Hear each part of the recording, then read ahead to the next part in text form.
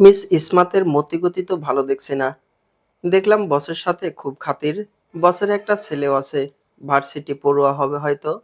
সেই ছেলের সাথেও কতদিন দেখলাম ঘুরে বেড়ায়। আন্টিজির মনে কি চলছে বলো তো? সোহানের কথায় ব্যাগরা দিয়ে স্বপ্না নামের আরেকজন কলিগ কটাক্ষ করে বলল, আন্টিজি বলছো কেন? সেদিনও তো দেখলাম মিস ইসমাতের আশেপাশে ঘুরছো। জেলাস নাকি? আরমান হো হো করে হেসে বলল, আমি শিওর রিজেক্ট খেয়েছে, এজন্যই এসেছে আমাদের কাছে বদনাম করতে।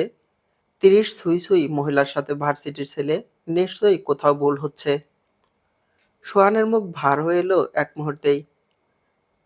একটা মেইল ইগো কাজ করছে তার মধ্যে খুব। এই মেইল ইগোর চক্করে সে অন্ধ হয়ে আছে।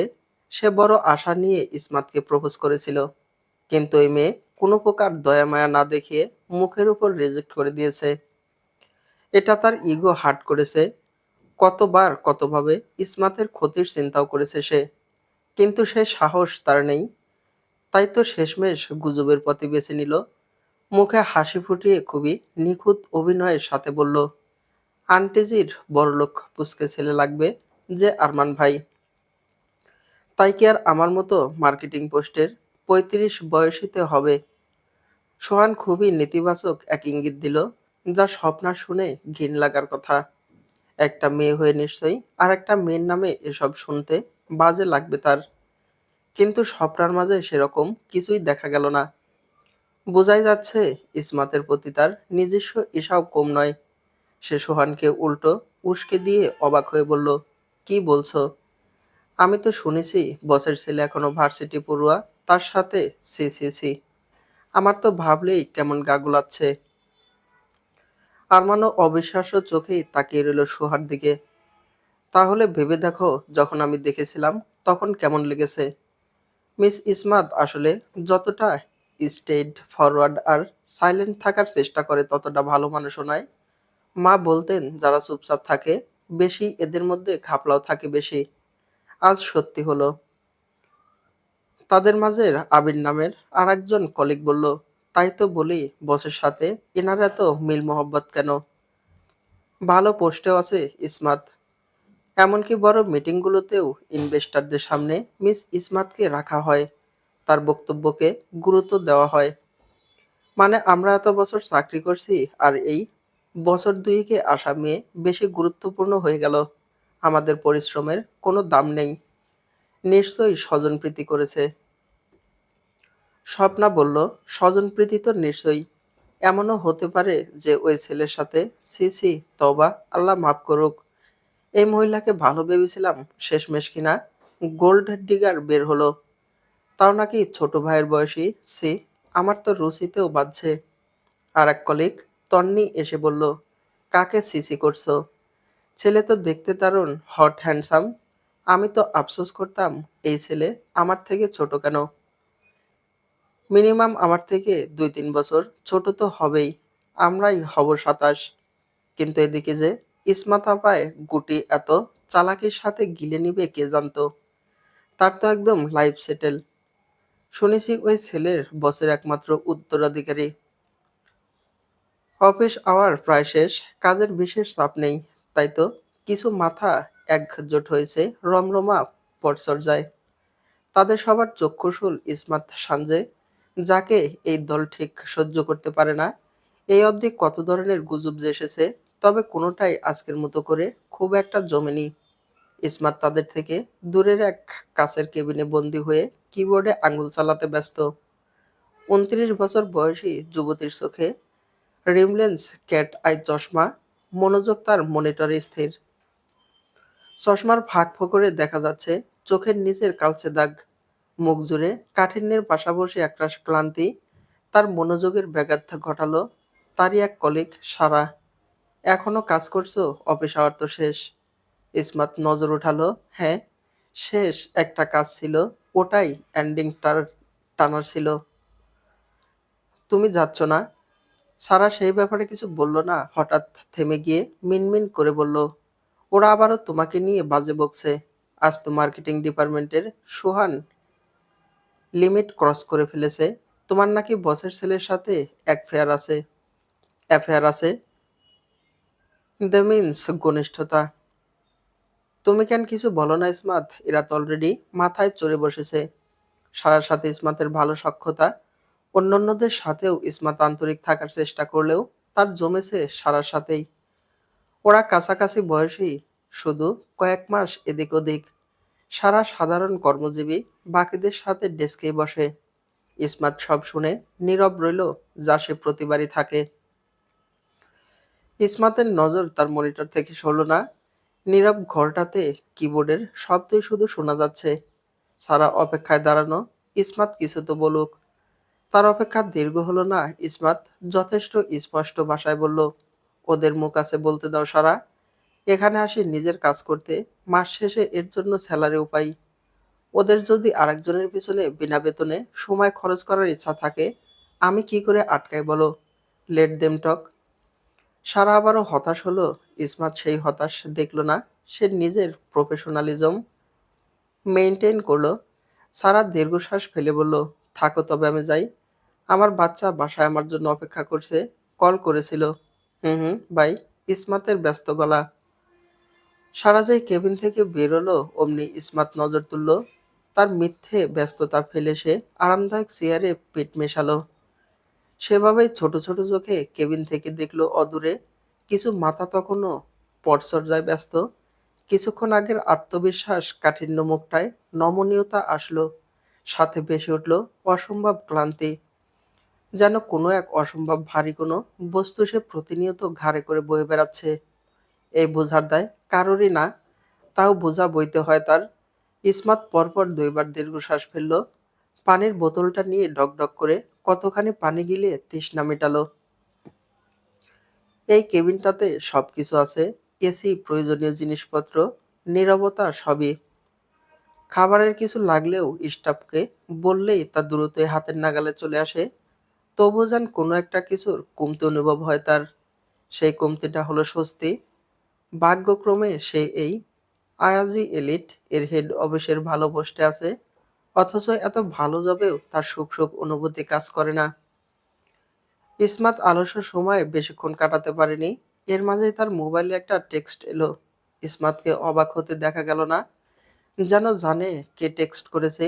সে ধীর সুস্থে মোবাইল হাতে নিল। একটা আননোন নাম্বারের টেক্সট। যেন ইসমাত কখনোই নাম্বার সেভ করাও প্রয়োজন বোধ করেনি, তবু এই নাম্বার তার খুব চেনা পরিচিত। সে পড়ল বাংলিশ বার্তাটি, নিচে আসুন, ওয়েট করছি। ব্যাস, এটুকুই। এর আগে পিছে আর কিছু নেই। এই একই মেসেজ ইসমাত সিরিয়ালে আরো কতকগুলো দেখল। সে সেই মেসেজ দেখল গত সোমবারের। আজ বৃহস্পতিবার। ইসমাত দেরি করে না, সব গুছিয়ে পিসি অফ করে সে বেরিয়ে যায়। একবার আয়না দেখারও প্রয়োজন বোধ করলো না। সে তো আর ডেটে যাচ্ছে না, যেমন খুশি দেখাক। ফরমাল স্যুট ঠিক আছে কিনা আর চুলটা বাঁধা ছাড়া আর কিছুই দেখলো না। পার্কিং লটে আসতেই দেখলো একটা গাড়ি দাঁড় করানো। এই গ্রে রঙের অতি দামি গাড়িটা ইসমাতের চেনা। সে কোনো কিছু না বলেই প্যাসেঞ্জার সিটে উঠে বসলো। ড্রাইভিং সিটে বসে আছে এক সুদর্শন যুবক, যার পোশাক থেকে শুধু শুরু করে চুল অবধি প্রতিটি ভাঁজে ভাঁজে আভিজাত্য লুকিয়ে আছে। সেই ইসমাতের দিকে তাকানোর প্রয়োজন বোধ অবধি করলো না।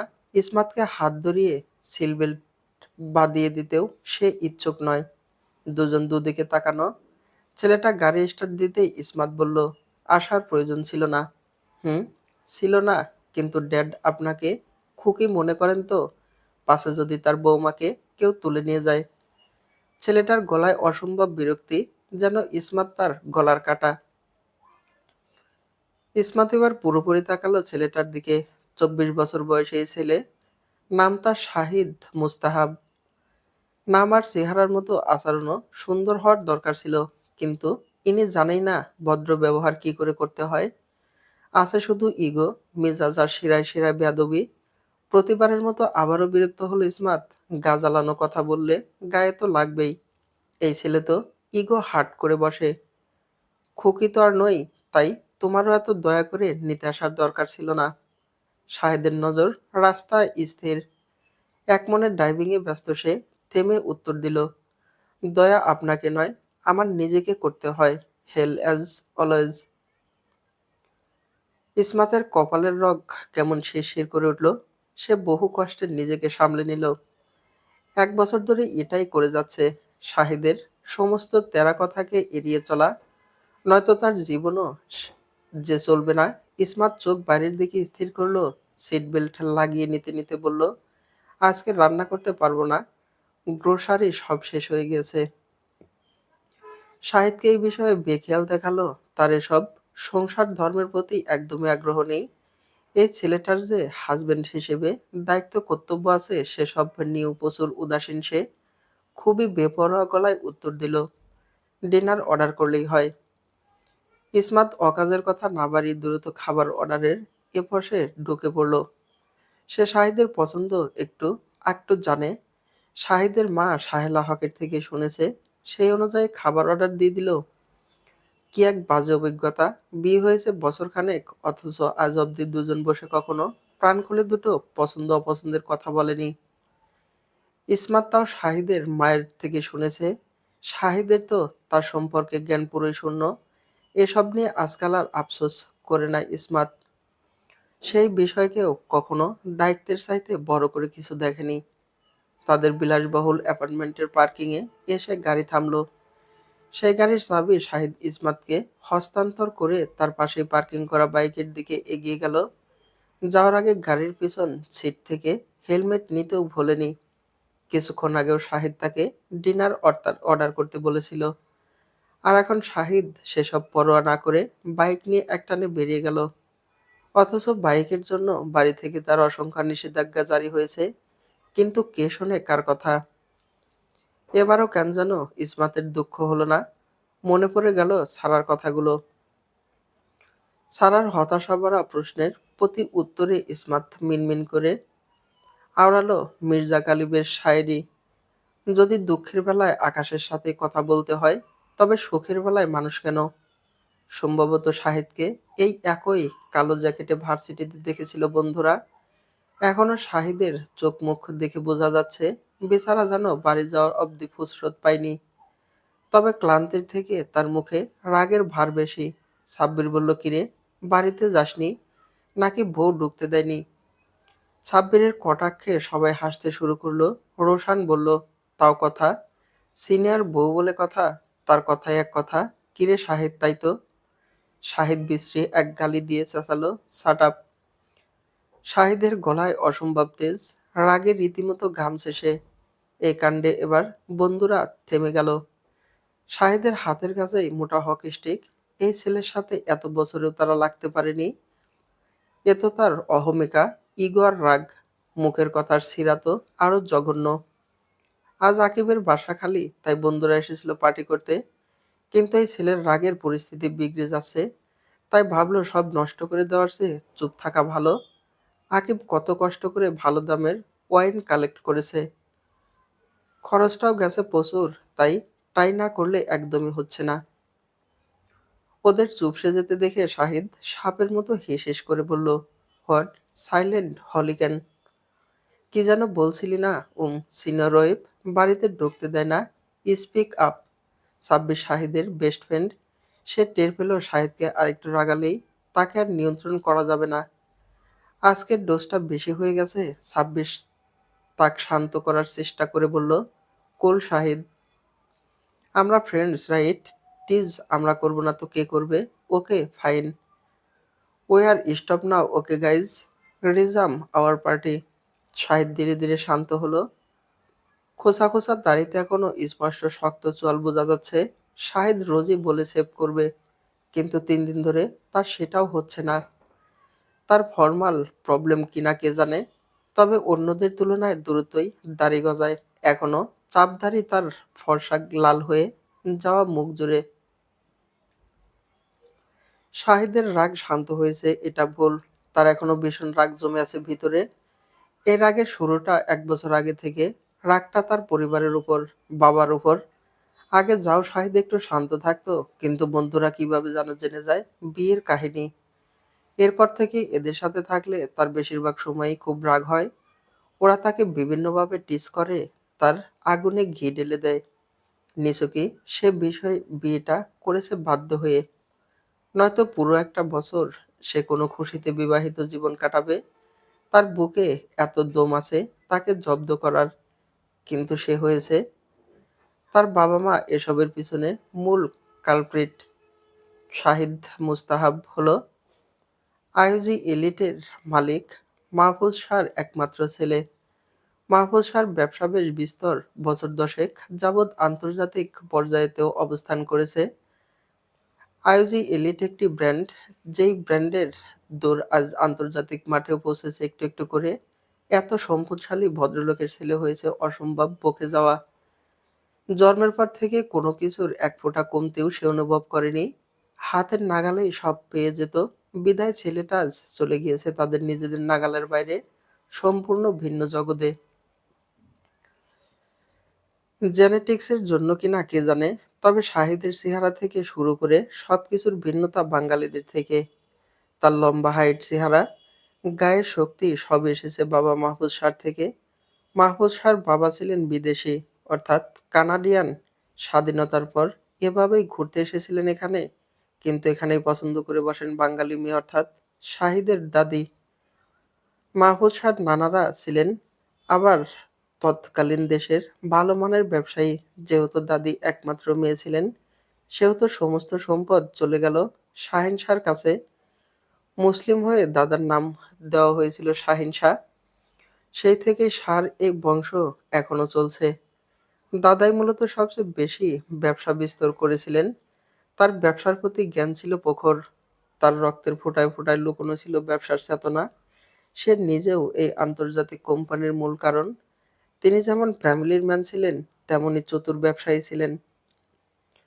দাদা দাদির লাভ স্টোরি খুবই কমপ্লিকেটেড। শাহেদের কাছে এসব গল্প অবিশ্বাসের চাইতেও বিরক্তিকর বেশি। ছোটবেলায় এক গল্প শুনিয়ে শুনিয়ে তার দাদি তার কান খেয়ে ফেলেছিলেন। এখন আর দাদি নেই, মারা গেছেন বছর পাঁচেক আগে। এখন তাকে বিরক্ত করার মতো কেউ নেই। এই একটা মানুষই তাকে শাসন করেছিলেন, মার দিয়েছিলেন, আবার সময়ে অসময়ে গল্প শোনাতেন। কিন্তু শাহেদের সবসময় ছিল ভিডিও গেমের নেশা। এখনো সেই নেশা তাকে ছাড়েনি। বাড়িতে ভালো মানের গেমিং পিসি আছে তার। জীবনে ভালোবাসা বলতে সে এই ভিডিও গেমই বোঝে। এমন করে সে কত বিদেশি শত্রু যে করেছে অনলাইন গেমগুলোতে। হ্যাঁ, বন্ধু নয়, শত্রু। জীবনে সে বন্ধুত্ব করতে অত্যন্ত বাজে। তবুও কি করে যেন এই কয়জন তার জীবনে টিকে গেল। শাহিদ বর্তমানে বাংলাদেশের টপ এক প্রাইভেট ভার্সিটিতে বিবিএস করছে। সে প্রায়ই বিভিন্ন দেশে ট্যুর দিত। তাই লেখাপড়ার দিক থেকে কিছুটা পিছিয়ে গিয়েছে। এজন্য বয়স ৪০-এ এসেও এখনো ছেলেটার ভার্সিটি শেষ হচ্ছে না, মাস্টার্স তো এখনো বাকি। শাহিদ শুধু তার ভার্সিটিতে নয়, মোটামুটি সব ভার্সিটিতেই তার মুখ পরিচিত। আজকাল তো তার সোশ্যাল মিডিয়াতেও বেশ চর্চা হয়। তাই তার এই মুখের পরিচিতি আরো বাড়ছে।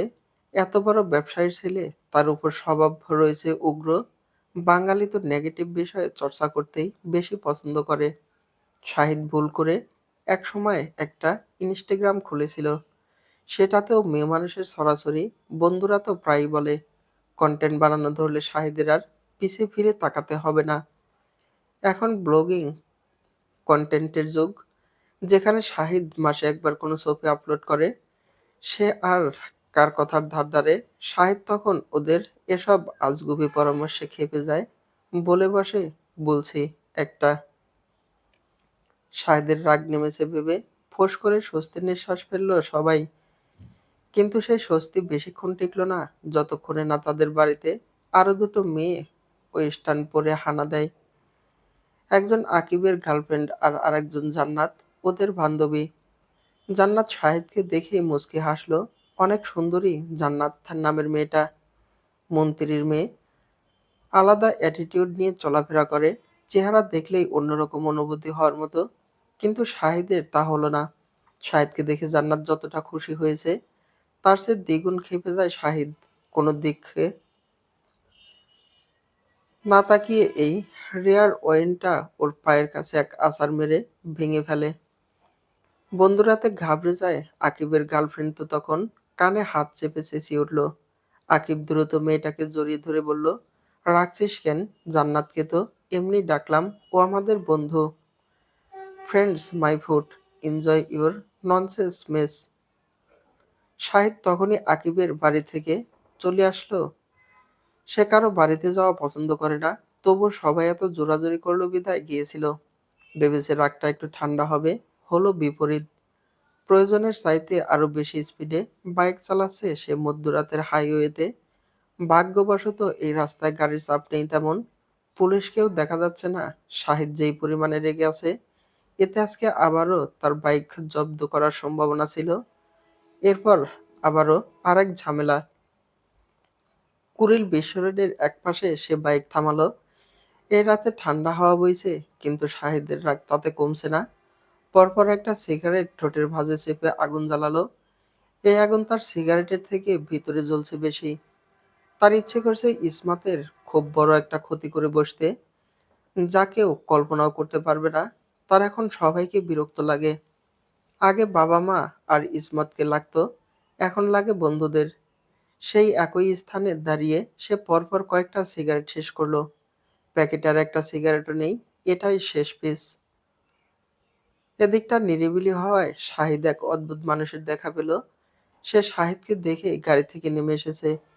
কিছু লোক মানুষকে দেখেই বোঝা যায় পকেটে কড়ি আছে কি নেই। এই লোকও সেই দলেরই। স্ক্যামার বলে কথা। লোকটা খুবই ভদ্র ভাষায় শাহিদকে ম্যানিপুলেট করার চেষ্টা করলো। শোনালো তাদের গাড়িতে অনেক সুন্দরী এক মেয়ে আছে। এই স্ক্যামারদের সবচেয়ে বেশি দেখা যায় কক্সবাজারে। আজকাল ঢাকাতেও রাত হলেই এই সমস্ত লোকদের দেখা পাওয়া যায়। কিছু কিছু অঞ্চলে বেশি। শাহিদ এই চক্র সম্পর্কে জানে। নতুন অভিজ্ঞতা নয় তার জন্য। সে প্রায়ই রাত বিরাতে বাইরে থাকে। সেই লোকটা শাহিদের কাছাকাছি আসলো আরো ভালোভাবে। মেয়ের সৌন্দর্য বর্ণনা করলো। একটা মেয়ে গাড়ি থেকে উকি দিল ল্যাম্পপোস্টের আলোয়। তার সৌন্দর্য খুব প্রকাশ পাচ্ছে। সে গাড়ি থেকে বের না হয়েই শাহিদকে আকর্ষণ করার চেষ্টা করলো। কিন্তু এবার হলো হিতে বিপরীত। শাহিদ লোকটার হাত টেনে ধরে বলল, ওমেন। লোকটা হাসলো। শাহিদ ঠোঁট বাঁকিয়ে ফেলল, যেন সে নিখুঁত এক হাসি দিল। আকস্মিক সে এক অঘটন ঘটিয়ে বসলো। শাহিদ লোকটার হাতের পালসের কাছাকাছি জ্বলন্ত সিগারেট বসিয়ে দিল। নিরিবিলি রাস্তায় লোকটার আর্তনাদ শোনা গেল। শাহিদ উন্মাদ হয়ে আছে। সে পৈশাচিক হাসি দিয়ে বলল, what a relief, best scene over. মেয়ের চাইতে তুই আমাকে প্রশান্তি দিলি। শাহিদ মানিব্যাগ থেকে ১,০০০ টাকার কয়েকটা নোট পায়ের কাছে ফেলে বলল, থ্যাঙ্কস ফর এন্টারটেইনমেন্ট। শাহিদকে ওরা ধরার আগেই শাহিদ বাইকের এক টানে ওদের হাতের নাগাল থেকে বেরিয়ে গেল। নিজেদের অ্যাপার্টমেন্টে গিয়ে দেখলো ইসমাত অর্ডার করা খাবারগুলো ডেকে রেখেছে। তারা একই অ্যাপার্টমেন্টে থাকলেও রুম আলাদা। কেউ কাউকে বিরক্ত করে না, আবার তারা খুব শান্তভাবে যে থাকে তাও না। এই বাড়িতে সপ্তাহে প্রায়ই ভাঙচুরের শব্দ পাওয়া যায়। শাহিদ খাবারগুলো দেখলো, তবে খেলো না। প্যাকেটগুলো নিয়ে সোজা ডাস্টবিনে ফেলে দিল। এরপর কিচেনে গিয়ে নিজে নিজে একটা আইটেম করে নিজের ঘরে চলে গেল। লম্বা এক শাওয়ারের প্রয়োজন, এরপর নরম ঘুম। আজকে ঘুমের ওষুধ না নিলে চলবে না। রুমে এসে সবার আগে ওয়াইনের মোটা অঙ্কের পেমেন্ট ট্রান্সফার করলো আকিবের অ্যাকাউন্টে। টেক্সট দিল, ক্ষতিপূরণ আমার, কিন্তু দোষটা তোদের। শাহিদ ঘরে যেতেই ইসমাত বেরিয়ে এলো। সে শব্দ পেয়েছে শাহিদ এসেছে, তবু ইচ্ছাকৃত ঘর থেকে বের হয়নি। ইসমাত কোনো দিক না তাকিয়ে আগে ডাস্টবিন চেক করলো। যা ভেবেছিল ঠিক তাই, প্যাকেটগুলো ছুঁয়েও দেখেনি। ইসমাতের রাগ হলো খুব। ইচ্ছে করলো এই খাবারগুলো শাহিদের মুখ বরাবর ফেলে আসতে, কিন্তু সে নিজেকে নিয়ন্ত্রণ করলো। শাহিদের রক্ত গরম। বোধবুদ্ধির লোভ পেলেও সে বড় তার পায়নি। সে শাহিদের মতো গরম আর ফাঁকা মাথা নিচু চলে না। সে যথেষ্ট বুদ্ধিদীপ্ত এবং ম্যাচিউর। হঠাৎ করে ইম্যাচুরিটি দেখালে আবার আরেক ঝামেলা। ইসমাত ঠোঁটে দাঁত চেপে মিনমিন করে বলল, বেয়াদব একটা। গুটগুট করে ইসমাতের ঘুম ভেঙে গেল। সে চোখ খুলে তাকাতেই চমকে গেল। এই ভোর সকালে শাহিদ তার আলমারি ঘেঁটে কাপড় চোপড় সব এদিকে ওদিকে করে ফেলছে। কি মনে করে শাহিদ ইসমাতের দিকে তাকালো। ইসমাত খুবই এলোমেলো অবস্থায় নিজের হুঁশ জ্ঞান হতেই ইসমাত দ্রুত কমফর্টারে নিজের গা ঢেকে চেঁচালো, এটা কি ধরনের অসভ্যতা শাহিদ? উইদাউট পারমিশন তুমি কোন সাহসে আমার রুমে ঢুকেছো? এই তোমার প্রাইভেসি দেওয়ার নমুনা? শাহিদ হাতের কাজ থামিয়ে ইসমাতের দিকে তাকালো। So white? সো হোয়াইট কি? চাইনিজ বললাম আমি। শাহিদ ইসমাতের গায়ের দিকে লক্ষ্য করে বলল, আমি এসেছি তো কি হয়েছে? I can come. আপনার আবার কিসের প্রাইভেসি? আপাদমস্তক প্যাকেট হয়ে তো আছেন। ইসমাত চোখ গরম করে বলল, was your mouth Shahid? Shahid মোটেও পাত্তা দিল না ইসমাতকে। সে আবারও ঘাঁটতে শুরু করলো। ইসমাত অস্পষ্ট স্বরে বলল, তোমার কি সমস্যা আমার আলমারি নিয়ে? আমার ব্ল্যাক ট্রাউজার খুঁজছি। ওয়ার্কআউটে যাব? ইডিয়েট মেইড আপনার আলমারিতে রেখেছে শুনলাম। তো সেটা ভদ্রভাবে আমাকে বলা যেত না? শাহিদ কপালে বিরক্তির ভাঁজ ফেলে বলল, how naive you are Ismat. আপনি আমার থেকে ভদ্রতা আশা করেন? ইসমাতের আবারও গা জ্বলে উঠল। সে কোনো মতো নিজেকে গুছিয়ে খোলা চুলে বেঁধে এসে শাহিদকে সরিয়ে দিল। ইসমাত একদম কাছেই ট্রাউজারটা পেল। সেটা শাহিদের মুখের উপর ছুঁড়ে মেরে বলল, কিছু খুঁজতে হলে চোখ থাকতে হয়। শাহিদ বলল, আই হ্যাভ। বলে শাহিদ কথা না বাড়িয়ে চলে যেতে নিলে ইসমাত বলল, ওয়েট। আমার আলমারি এলোমেলো করে কোথায় যাচ্ছ? এক্ষুনি এসে গুছিয়ে দাও। শাহিদ পিছে না তাকিয়ে যেতে যেতে বলল, ডু ইউর সেলফ। ইসমাত চেঁচালো পিছন থেকে কয়েকবার, কিন্তু শাহিদ শুনলে তো। ইসমাত রাগে অন্ধ হয়ে রান্নাঘরে গেল। কফি বানালো নিজের জন্য। মাথাটা বেশ ধরেছে। এই অবস্থায় সে কিছুতেই অফিসে যেতে পারবে না। কফি বানাতে বানাতে দেখলো শাহিদ তৈরি হয়ে যাচ্ছে ওয়ার্ক আউটের জন্য। ইসমাতের হাতে কফি দেখে শাহিদ বলল, আমাকেও এক মগ দিন। ইসমাত কটাক্ষ করে গলায় তেজ বাড়িয়ে শাহিদের কথায় রিপিট করে বলল, ডু ইউর সেলফ। রাতে তো খাবার ডাস্টবিনে ফেলে দিয়েছো। শাহিদের গম্ভীর মুখখানায় রাগের ছাপ প্রকাশ পেল। সে জুতোর ফিতে বাঁধা বাদ দিয়ে লম্বা লম্বা ধাপে রান্নাঘরে চলে এলো। ইসমাত ফিরেও তাকালো না।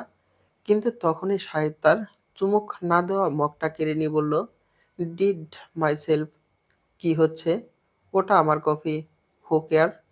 শাহিদ কফি নিয়ে চলে গেল। ইসমাত কপালে আঙ্গুলের বিচরণ চালিয়ে নিজেকে নিয়ন্ত্রণ করার সর্বোচ্চ চেষ্টা করলো। শাহিদ গরম কফিটা কয়েক চুমুকে গিলে ফেলল, যেন তার যাওয়ার তাড়া আছে। কফির মগটা অবহেলায় রেখে আবারও সে চলে গেল জুতোর কাছে।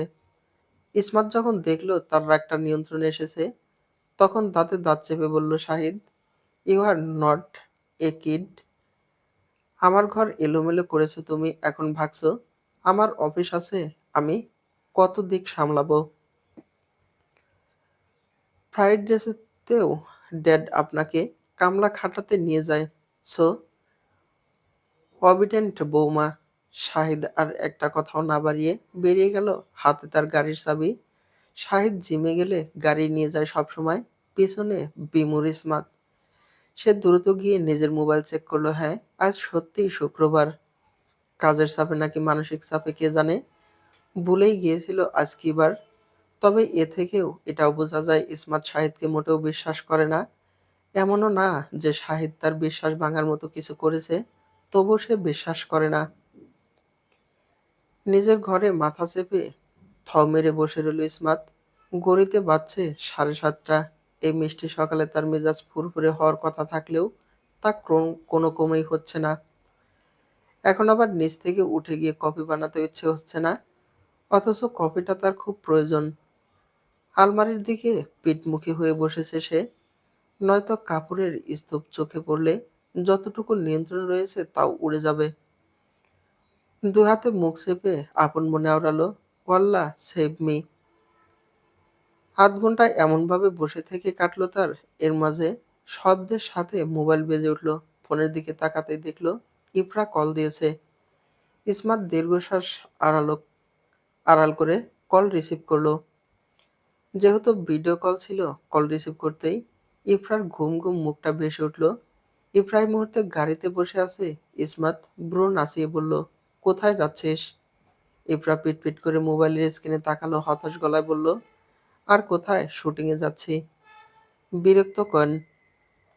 বিরক্ত হব না। গতকাল শুটিং সেরে 2:30টায় বাড়ি গেছি। ঘুমালাম কখন? আবারও সকাল সকাল ছুটতে হচ্ছে। ও গড! আমি কোথাও হারিয়ে যেতে চাই আপু। ইফরা ইসমাতের ছোট বোন। বাবা-মা গত হওয়ার পর থেকে এখনো দুই বোন একে অপরের উপর নির্ভরশীল। ইফরা এখন 26 বছর বয়সী যুবতী।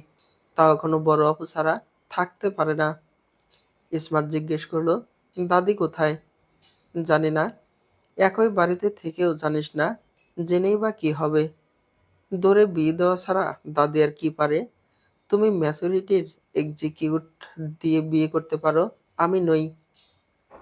ইসমাত এই মুহূর্তে পারিবারিক কেচ্ছা শুনতে চায় না, তাই সোজাসাপটা প্রশ্ন করলো, এত সকালে কেন কল করছিস সেটা বল।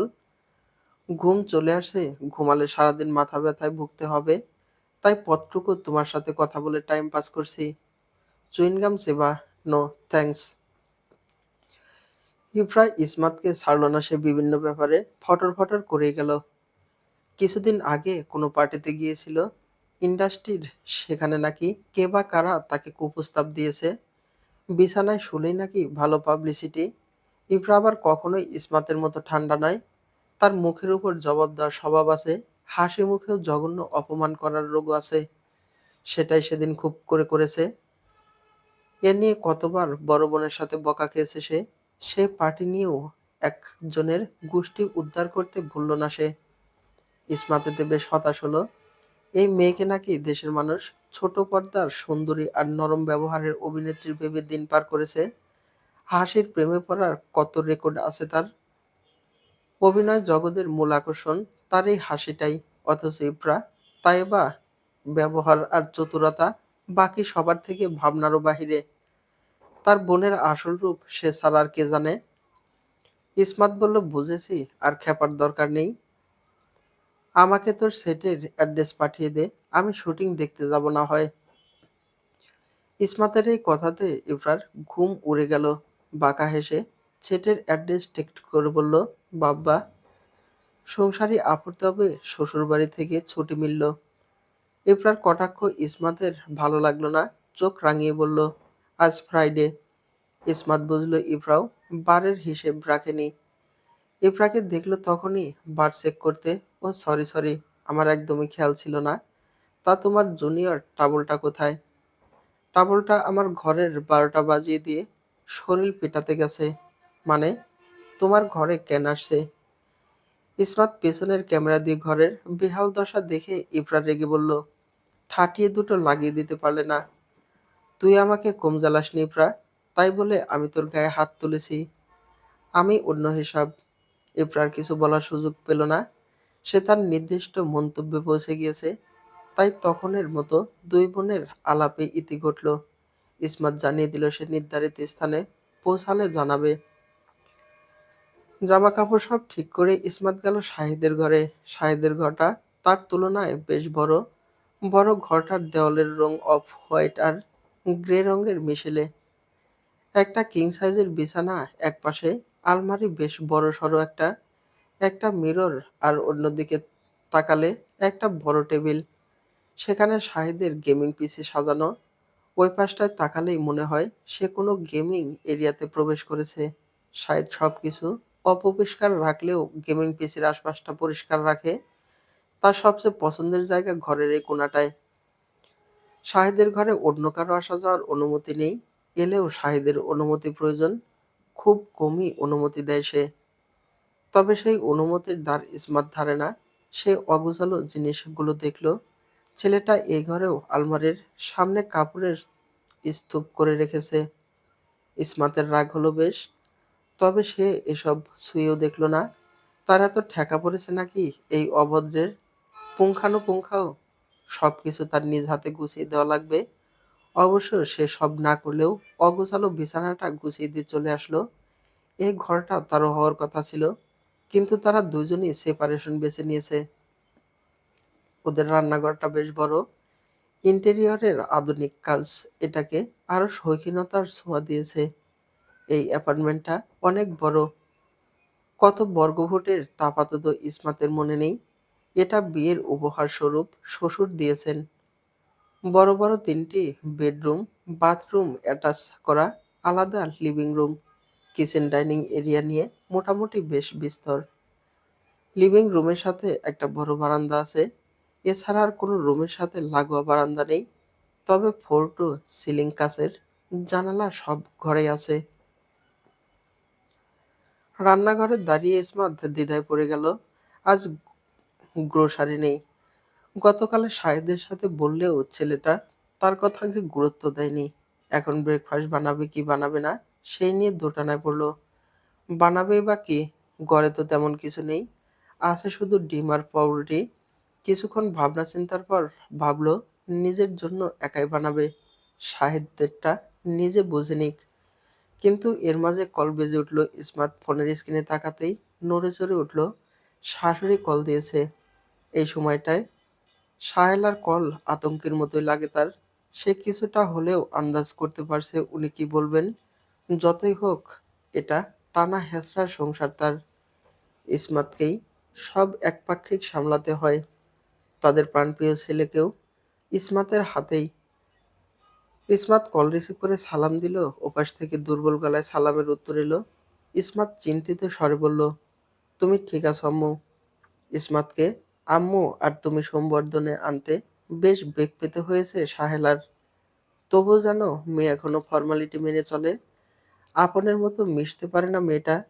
সাহেলা সেই হতাশা আড়াল করে বলল, আছি তো ঠিক, আমার আবার কি হবে? কিন্তু ইসমাতের তা লাগলো না। সাহেলা খুবই দুর্বল। গত বছর হাড়ের রিং পরানো হয়েছে। বেশিরভাগ সময়ই তিনি অসুস্থ থাকেন। খাওয়া দাওয়াতেও উনার এখন অনেক বাছবিচার করতে হয়। ভাগ্যিস ও বাড়িতে যৌথ পরিবার থাকে, নয়তো সাহেলাকে একা ছাড়াটা ভয়েরই। এছাড়াও ওনার জন্য নির্ধারিত কাজের লোক, রান্নার সেফ সবই আছে। এত টাকা ইনকাম করে কি হবে যদি না মাহফুজ সাহেবের পরিবারই ভোগ করতে না পারে। সাহেলার অসুস্থতার জন্যে ইসমাত সবসময় চেষ্টা করে ওনাকে কোনো চাপ না দিতে, কিন্তু ভদ্রমহিলার চাপ কিংবা ভয় একজনকেই ঘিরে, তার একমাত্র ছেলে। ছেলের জন্য সব করতে পারার মতন মা তিনি। হবে নাই বা কেন? কত দোয়ার ফল তাদের এই সন্তান।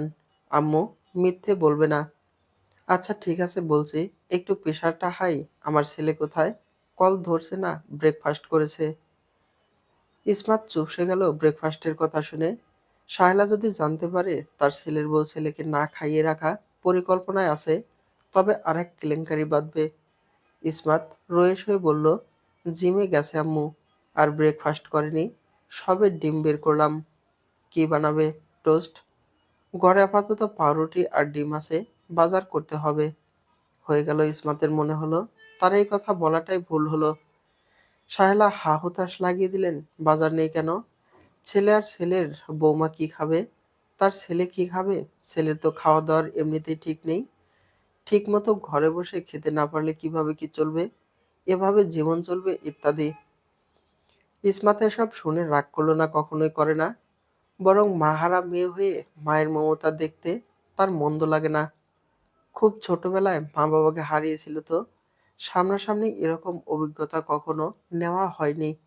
ভদ্রমহিলা মাঝে মধ্যে ছেলের জন্য স্বার্থপরতার আচরণ করেন অবশ্য, তবে এতেও ইসমাতের খুব একটা সমস্যা হয় না। সে এখন এই বাড়ির প্রতিটি মানুষকে হাড়ে হাড়ে চিনে গেছে। শুধু শাহিদ কখন কি করবে এটাই একমাত্র মাঝে মধ্যে বুঝে উঠতে পারল না। ভদ্রমহিলা তখনই আদেশ করলেন, লাঞ্চের আগে আগে যেন শাহিদকে নিয়ে এ বাড়ি চলে যাই। ওখান থেকে না হয় জুম্মার নামাজে যাবে। ইসমাত অবাক হলো। একবার ওই বাড়িতে ঢুকলে ডিনারের আগে ফেরার সুযোগ নেই। সে তো এদিকে ইফরাকে কথা দিয়েছে, আজ সে দেখা করতে যাবে। মেয়েটা নিশ্চয়ই আশা করে থাকবে। ইসমাত কিছুটা আমতা আমতা করে বলল, আন্টি, আজকে ভেবেছিলাম আমার বোনের শুটিং, সেটা যাব। অন্যদিন যাব। আজকে এখানেই আসো। আমার শরীরটাও তো ঠিক নেই। তোমাদের দেখলে ভালো লাগতো। শায়লার কথার ধাঁচে নরমের চেয়ে স্পষ্ট হুকুম টের পাওয়া গেল। এই হুকুমের গাইগুই করার কোনো প্রকার সুযোগ রাখেননি তিনি। ইসমাত হতাশ হলো, দীর্ঘশ্বাস ফেলল। সামনের চুলগুলো আবারও পিছনের দিকে সরিয়ে নিয়ে বলল, ঠিক আছে আম্মু, যাব। তোমার ছেলে আসুক। হুম। যা রান্না করার করো, আমার ছেলেটা নিশ্চয়ই জিম থেকে ফিরে খাবার খুঁজবে। ছেলেটার যত্ন নিও। তোমার হাতেই তো তুলে দিলাম আমার টুকরাটাকে। জি। শাশুড়ির সাথে কথা শেষ হতেই ইসমাত ইফরাকে টেক্সট দিল যে আজ সে যেতে পারবে না। কেন যেতে পারবে না সেটাও জানিয়ে দিল, কিন্তু ইফরা অনলাইনে নেই। নিশ্চয়ই সে শুটিংয়ে ব্যস্ত। আগে রাগ উঠলে শাহিদ ভাঙচুর করত, ঘরের দফারফা করত, কিন্তু এখন তার সেই ভাঙচুরের স্বভাবটা কমে এসেছে। এখন সে জিমে এসে পাঞ্জিং ব্যাগে উন্মাদের মতো একের পর এক ঘুষি বসায়। থামাথামির নাম থাকে না। নিঃসন্দেহে এই ব্যাগের বদলে মানুষ হলে তার হুদিস পাওয়া যেত না। শাহিদ পুরোপুরি না হলেও একটু অন্তত রাগ ঝেড়ে দিতে পারত।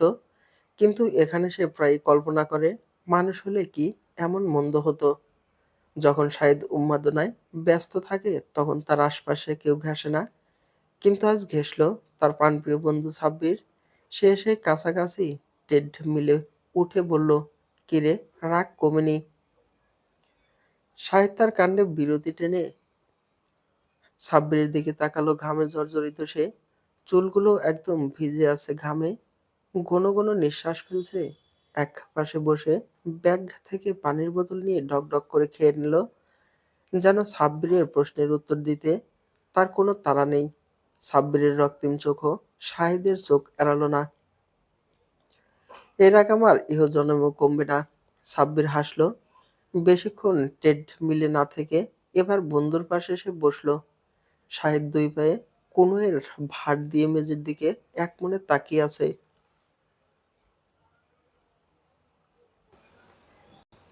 এখনো অল্প স্বল্প হাঁপাচ্ছে। সেদিকেই নজর স্থির করে শাহিদ বলল, গতকাল গিলে আজ আবার জিমে এসেছিস কেন?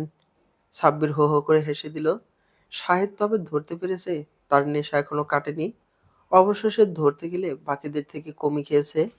ওরা তো এখনো বেহুঁশ হয়ে আকিবদের বাড়িতে পড়া। মেয়েটা অবশ্য নেই। তুমি কি ভেবেছো মাম্মা, তুমি এক বোতল ভাঙবা আর আসবে না? আকিবের স্টকে আরো ছিল। দামিটা কালকে খেতে পারি নাই তো কি হয়েছে? এমন কত দিন আসবে? যে ধান্দায় এসেছিস সেটা বল। সাব্বির ফোঁস করে নিঃশ্বাস ফেলে বলল, তুই গতকাল চলে যাওয়ার পর জান্নাত অনেক কান্নাকাটি করেছিল। শাহেদ এতে বেশ বিরক্ত হলো। সো হোয়াইট, এসব গল্প শুনতে চেয়েছে কে? এমন করছিস কেন? মেয়েটাকে আর কত কষ্ট দিবি? শাহিদ সাব্বিরকে ফিরে দেখল না। আবারও পানিতে চুমুক দিতে দিতে বলল, I never forgive liars dude. কিন্তু তোকে সত্যি ভালোবাসে। শাহিদ এবার চোখ গরম করে তাকালো। ডাম্বেলটা হাতের কাছে আছে। তুই ভালো করে জানিস, তোকে মার্ডার করতে চাইলে আমাকে কেউ আটকাতে পারবে না। সাব্বির বলল, তো ভুল কি বলেছি? তোকে আমি কতবার করে বলছি, যাকে বিয়ে করেছিস তার ডিভোর্সটা দিয়ে দে। এভাবে জীবন কাটানো যায় না। 1 বছর তো কাটালি, কিচ্ছু হয়েছে ওই মহিলার থেকে জান্নাত হাজার গুণে ভালো। Best ever. শাহিদ তাচ্ছিল্য করে বলল, best ever? For your kind information, আমার ওয়াইফ কখনো ওর মতো মিথ্যে বলে না।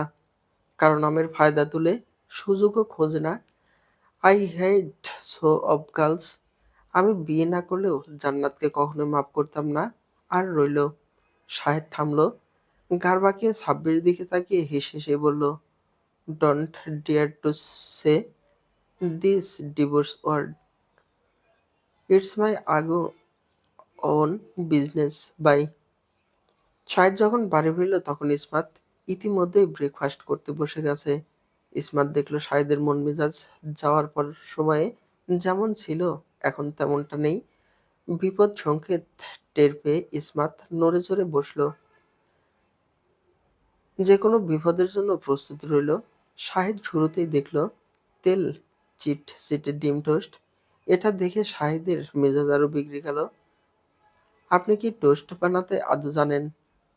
মনে তো হচ্ছে ½ কেজি তেল এই প্লেটে। রাঁধতে না জানলে বানান কেন? আপনি জানেন না আমি তেল অ্যাভয়েড করি। আর কিছু ছিল না?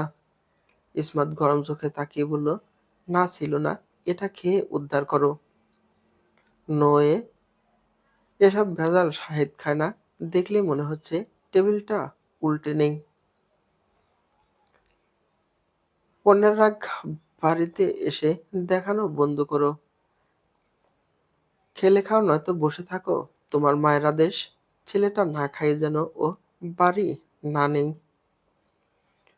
আবারও বিরক্ত হলো শাহিদ। আমার ইম্পর্টেন্ট গেম আছে, ও বাড়ি যেতে পারবো না সেটা নিজের মাকে গিয়ে বলল। আপনি কি বলতে পারেন না? বলবো না তো। এ খাবার না খেলে আমি সোজা আম্মুকে কল দিব, বাকিটা উনি বুঝবেন। মমকে বলেন, আর নয়তো dad. Hmm, cares but I. এই তেল খাবো না।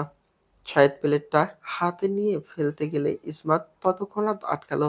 খবরদার ফেলবে না, রান্নাঘরে দাঁড়িয়ে আমি বানিয়েছি, আমি খাবো, তুমি না খেলে আমার কি?